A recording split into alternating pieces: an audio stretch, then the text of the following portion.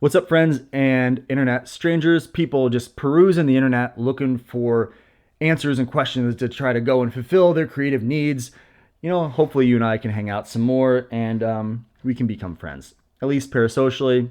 And this is the point, probably actually before now, where people have just started abandoning the video. Whether it's the way I sound, the way I look, it's not something that I want to take personal, but boy, I can't help it. So, you know what? Thank you so much for just being here and not immediately swiping out of this video. Why am I nervous? It's just me sitting here with a camera and a lens and a microphone talking into the internet where people can like or dislike or comment nasty things on my appearance or my delivery, my cadence, the information. And people have done that. So why would I be nervous at all to talk and share my information and be so vulnerable with you all? I don't get it. But I promise you to answer the question. What are the only two lenses that you need to film documentaries? Here are the two lenses. I will explain them in this video. And just so you know, these are not the best lenses. You can film with one lens. You can film a documentary. You can film a video with your phone. I think we all know that by now. I will say, quick side note, if you're watching this video and you have not yet started or filmed a project, just go and do it with whatever you have. Oh boy, in the last 5 years, I'm an absolute beginner with storytelling, filmmaking, and documentary filmmaking. But as I've started to progress and put stuff on the internet, a lot of people have said, John, what do you do? Help me. And oftentimes, several times, I've talked to people who have disposable income or not, but they keep spending money on gear. And they're waiting for the perfect time. They're waiting for the perfect piece of gear to complete their kit before they go out and tell their story. Just go out. Just go and film. And then that's going to be the biggest hurdle for you, is making stuff consistently, being okay with being bad, getting better, networking, working on those social skills, because we all spend way too much time on the internet. But let's talk about why these two lenses. So a zoom lens and a prime lens. I picked a zoom because you'll use a zoom in a lot of different situations. We'll talk about what situations. And then a prime has very specific situations that you'll use it in, which I'll also talk about. It doesn't matter. Like I said, the 22 to 70 Sigma Art lens is what I'm holding in my hand. Just get something that's a zoom. You honestly, if you're going to go with just one lens, I would get a zoom lens. And the next lens, a prime lens, because honestly, even though this is like a super cheap entry-level lens with plastic casing, the bokeh, the blurriness in the background actually looks better on this prime lens, which is why I've used it on commercial shoots before. I've got other prime lenses that I love, but I have legitimately pulled this 50mm out of my bag and used it on photography shoots. I've used this lens almost exclusively to film a commercial that I was getting paid arguably either not enough money or too much money for. I know at first I way underpriced, and then I just started saying ridiculous numbers and people would go, okay. And it still blows my mind. But nonetheless, I say this and I show this, and I'll have some examples on the screen just to like give you permission to go out and film with what you have.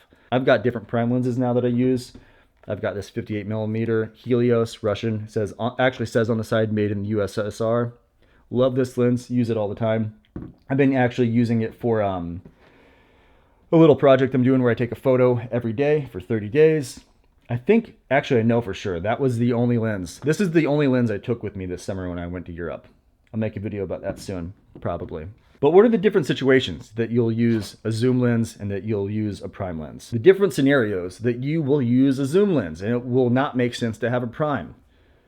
When you're filming run and gun, meaning, especially as someone who's telling a story of a subject or doing documentary work, you're going to be in scenes where you're filming a subject and they're going to be moving around from location to location, or they're going to be talking to groups of people. There's going to be a lot of scenarios where you're going to want to either zoom in or zoom out. Let's say you get in an elevator or a car with somebody.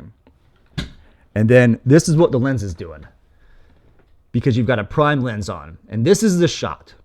And you're leaned up against the window and you're where you're at because you've got a fixed lens. You've got this fixed lens and you're in the car and you're holding your camera. And you're like, oh, you can't go back any further. This is a shot. But same situation, you're in the car and you're zoomed into like 70mm and you're looking like this in the car.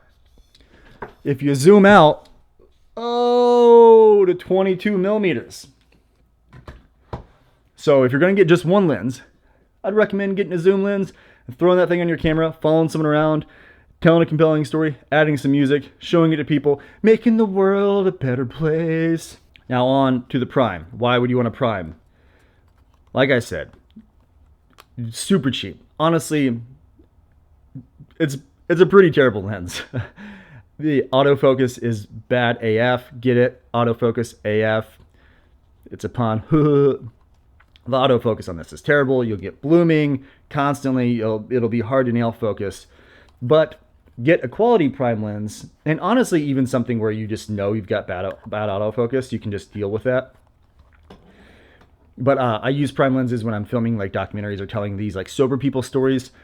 I use prime lenses for filming B-roll, and then I also use it for interviews. I use it for headshots, for my thumbnails sometimes. But like I said, in the scenario where I put my face up next to the camera, you don't get a lot of versatility. If you're going to do any zooming with this at all, you're going to have to zoom with your feet, literally meaning you're going to move your body back and forth to get the composition you like. But sometimes you'll be in situations where that is just not a possibility. Before we get out of here, I just want to note too that if you don't know what a crop sensor is and you're looking at buying prime lenses, I would look into, or honestly any lens, look to see if the camera that you bought has a crop sensor, meaning it's got a smaller sensor, like a 35 millimeter sensor. So then you would take the focal length, like this is 50, and then you would take it times 1.6, whatever your crop is, whether it's a 1.5, 1.6, whatever the number is. But I think 50 millimeters times 1.6. Hey Siri, what's 50 times 1.6? 80. 50 times 1.6 is 80.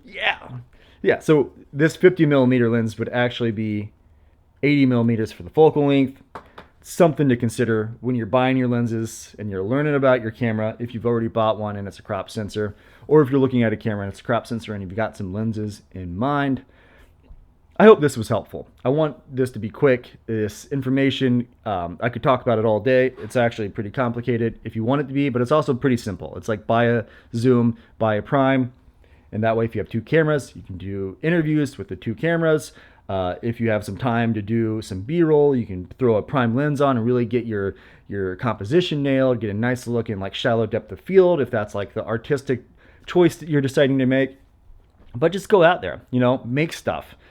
Let me know if you have any questions, because I want to keep making videos where I teach people how to use cameras and how to tell stories, how to be motivated to create, because oh boy, I felt this urge to create things for a long time. And I have off and on in my life. But deciding to actually make things and then to honestly start getting paid to freelance, it's been so validating, and I feel so much more confident as a human, and I feel like I'm doing stuff that matters. And I just want to like admit that feeling to people too. And I've been trying to figure out how to do that for years on this channel. And I think talking about sobriety has helped. And now I think talking about cameras and teaching a skill can also help me fill that hole in my heart, my cold little heart. Thanks for listening to me ramble. I'll see you again soon. Like I said, any questions, drop them in the comments. Bye.